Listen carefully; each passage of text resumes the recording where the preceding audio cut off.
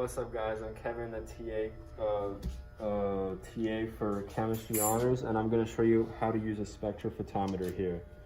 So to use a spectrophotometer, it's basically emitting light, and it's going to shine through a liquid, and it's going to capture whatever is absorbed on the other side, so you can see what is absorbed by the liquid that's inside the cuvette.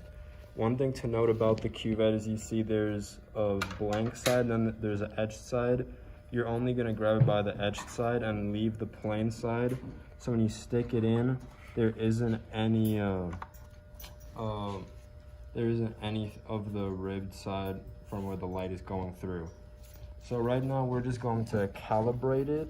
And so we're calibrating it basically so when the light is coming through, some of the light is going to be absorbed by the cuvette and the liquid itself inside. So we're just telling the machine that to ignore those wavelengths so that when we do measure this green solution here, the liquid and the cuvette won't be involved in the spectrum that we get on the graph. Alright, so now that we calibrated with a clear liquid, now we're going to try it with a green liquid. So we're going to put it in with the clear side facing the light that goes from here through the liquid, and see what spectrum of light gets absorbed. Is this Sean? Sure. And so as you can see, since it is actually a green liquid, most of the green here isn't absorbed. So you can see purple, yellow, red, all these colors are heavily absorbed by the liquid, and then the green is reflected there by the green color you see of the liquid in there. Alright, so for this experiment we're going to need 1 to 2 grams of brass, and so here I have some brass balls, and I'm going to put them in this weigh boat after I zero the scale. And as you can see, they weigh roughly 1.45 grams, so that's just perfect amount what we need so we can dissolve them in nitric acid.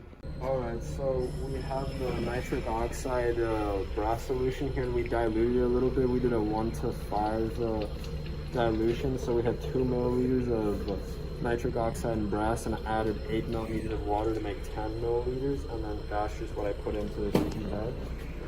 So I'm putting it in, we're going to look at the spectrum here of light, and as you can see here, it's pretty similar to what we saw before, except there isn't as much absorption here in the purple light, and most of, if not all of the red light is being absorbed. So then yellow all the way down to blue, and then that all is getting emitted back out, and then the dark purples are getting absorbed by it too.